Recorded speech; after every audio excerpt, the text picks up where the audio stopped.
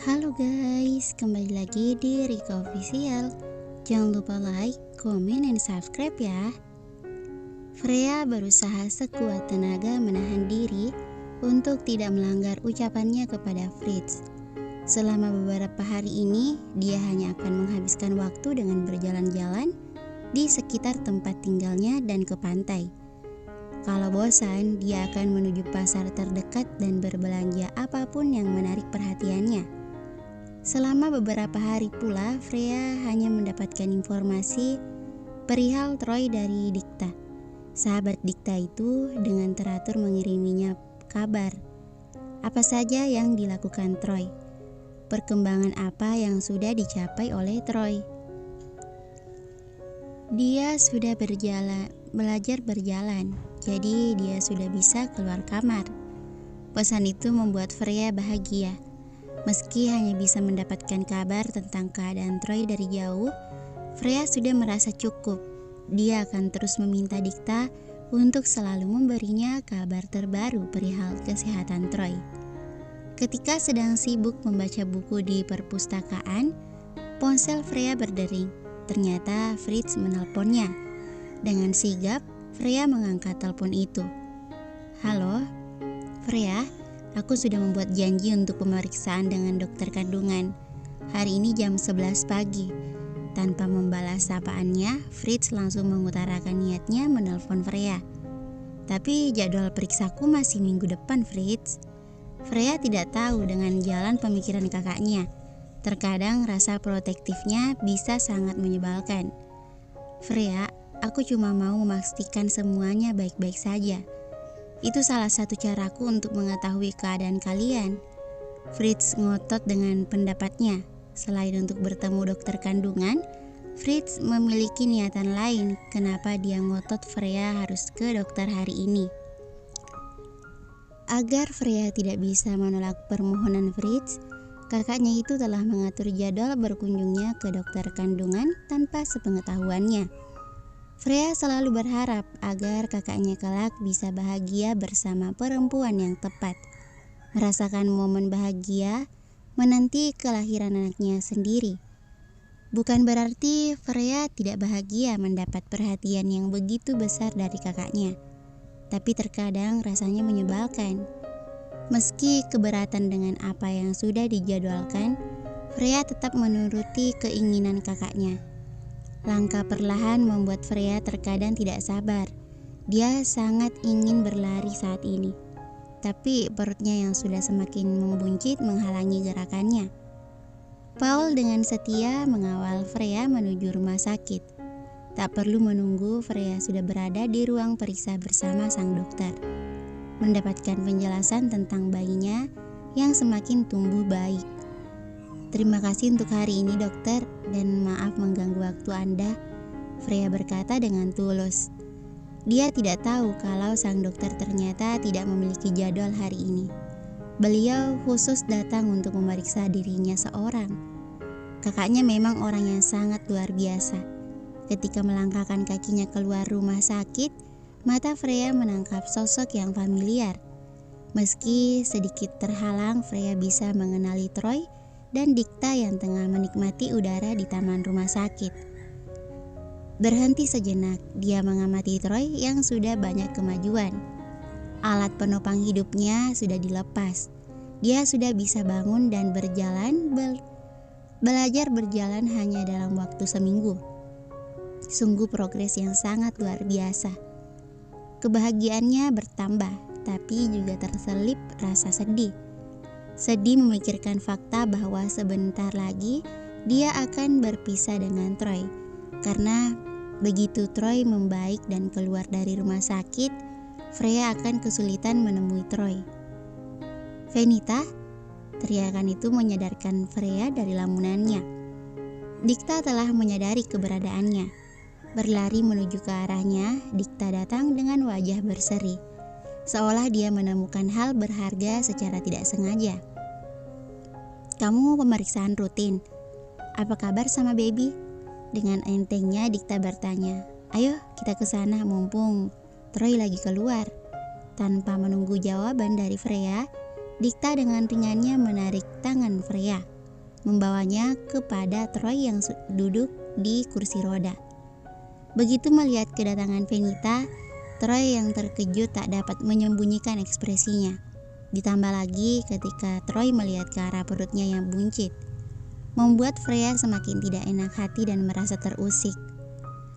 "Aku cari minum dulu," kata Dikta, langsung saja meninggalkan keduanya. Keheningan yang canggung itu menyiksa Freya. Jelas dia menyesali keputusannya untuk mengamati Troy tadi. "Kamu sehat?" Pertanyaan itu terlontar dari mulut Troy. Bisa dipastikan bahwa dia bertanya hanya untuk memecah keheningan. "Iya, kamu."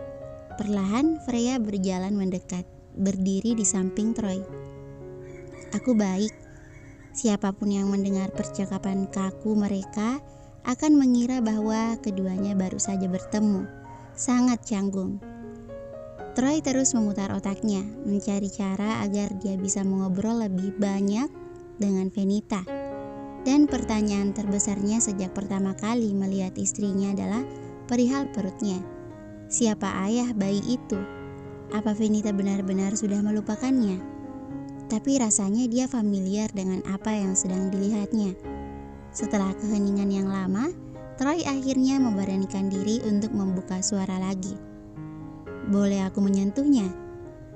Troy tidak percaya dengan apa yang didengarnya. Padahal dia baru memikirkan akan bertanya perihal kehamilan Venita. Tapi kenapa malah pertanyaan itu yang terlontar? Di sampingnya, Venita menatap Troy tidak percaya.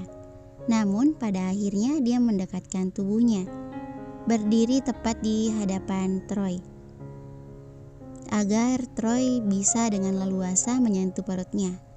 Awalnya Troy ragu untuk menyentuh perut buncit Venita, tapi ada dorongan yang menggerakkan tangannya untuk membelai perut itu. Rasanya benar-benar di luar dugaan. Belayan yang dia lakukan perlahan membuat Troy merasa takjub. Terlebih lagi, ketika dia merasakan gerakan yang terasa di bawah tangannya, tiba-tiba saja Troy merasa sangat bahagia dan terharu. Air matanya menggenang di ujung matanya. "Hey baby." Ketika mengucapkan sapaan itu, air mata Troy jatuh tak terkendali. Gerakan yang terasa di bawah telapak tangannya semakin intens. Apa yang terjadi dengan dirinya? Kenapa dia bisa menangis hanya dengan merasakan gerakan halus dari perut Venita? Dia pikir akan merasa canggung dan aneh untuk membelai perut itu. Tapi entah kenapa rasanya sangat familiar. Seolah dia sering melakukan hal itu dan ini bukan pertama kalinya dia membelai perut itu. "Hey baby, do you know me?" Gerakan itu terasa lagi. Ini sangat luar biasa.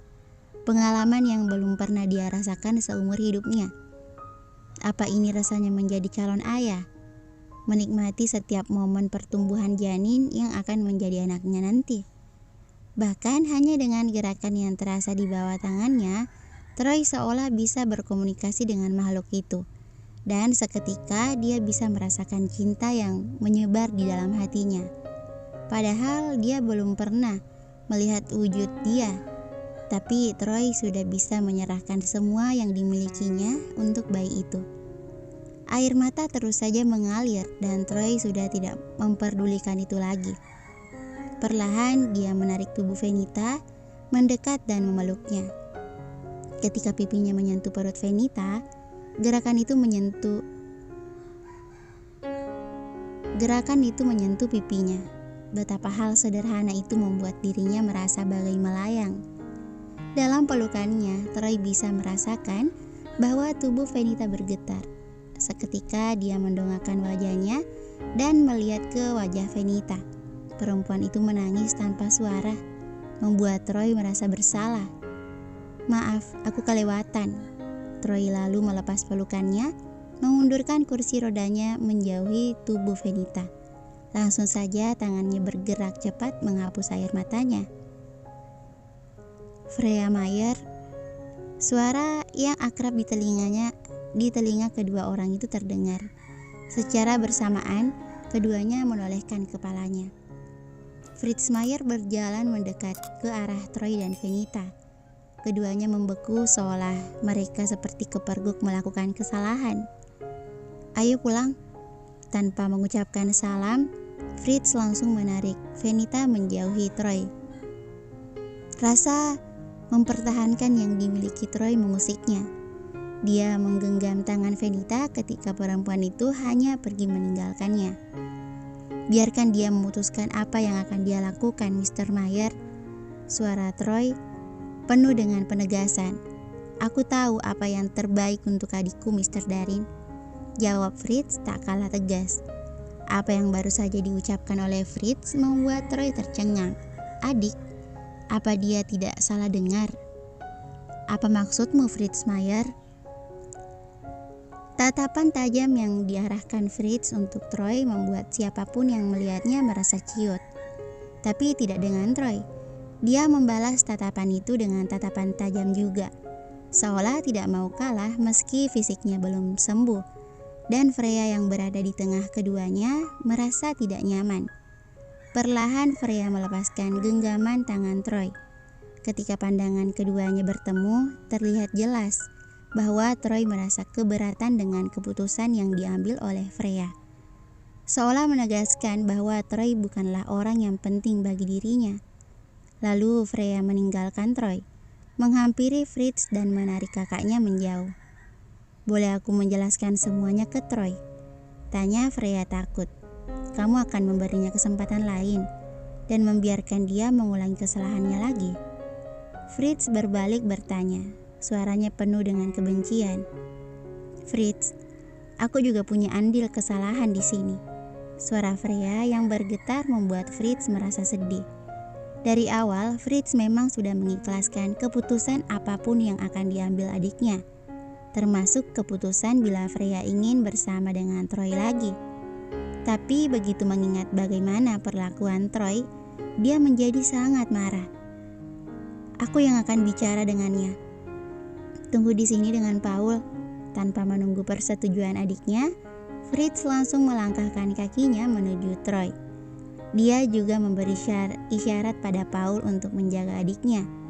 Freya hanya bisa melihat kepergian kakaknya, mematuhi perintahnya yang untuk menunggu di tempatnya bersama Paul dan Dikta. "Dia serem banget kalau marah," kata Dikta sembari mengamati Fritz. "Dia kakakku, jangan sembarangan berkomentar." Freya sedikit protes. Matanya tak lepas dari sosok kakaknya yang sekarang sudah berdiri di hadapan Troy. Entah apa yang mereka berdua bicarakan. Melihat Venita yang lebih memilih Fritz ketimbang dirinya membuat Troy sedih. Tapi dia harus kembali ke niat awalnya, bahwa apapun pilihan yang diambil oleh Venita, dia akan menerimanya.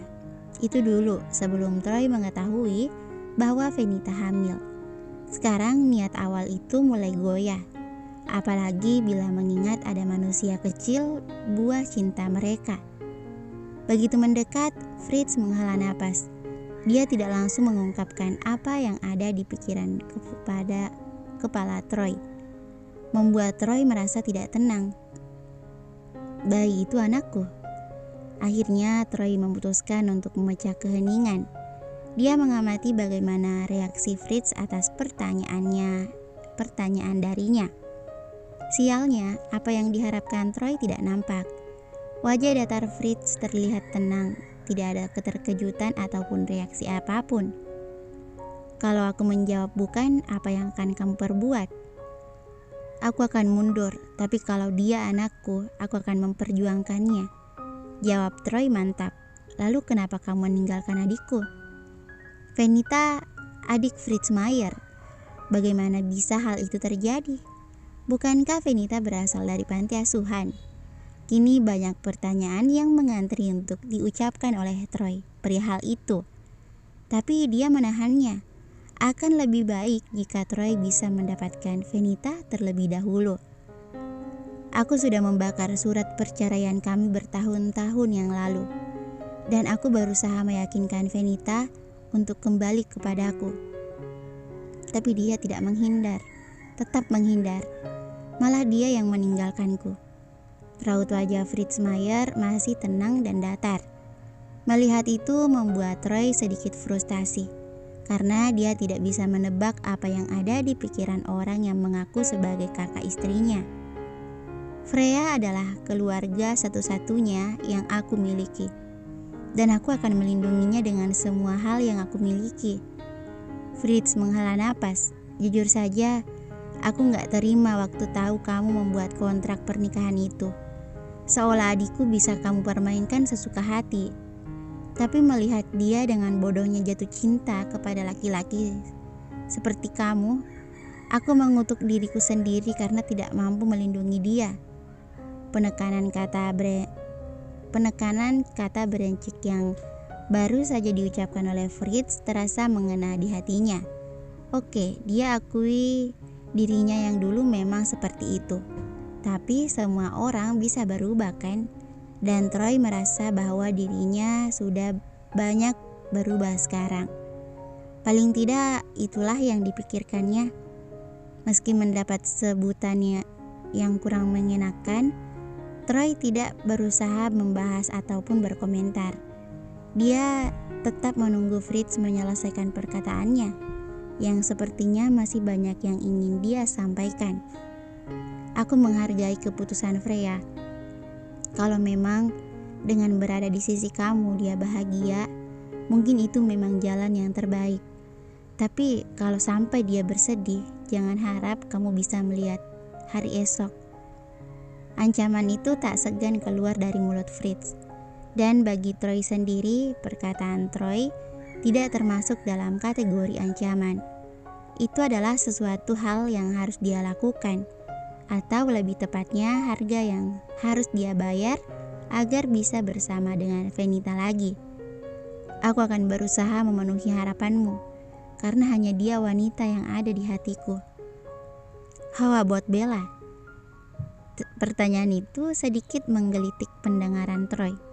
Dengan senyum yang terkembang, Troy hanya bisa menjawab diplomatis. Dia masa lalu. Untuk apa memikirkan masa lalu yang suram kalau ada masa depan yang indah?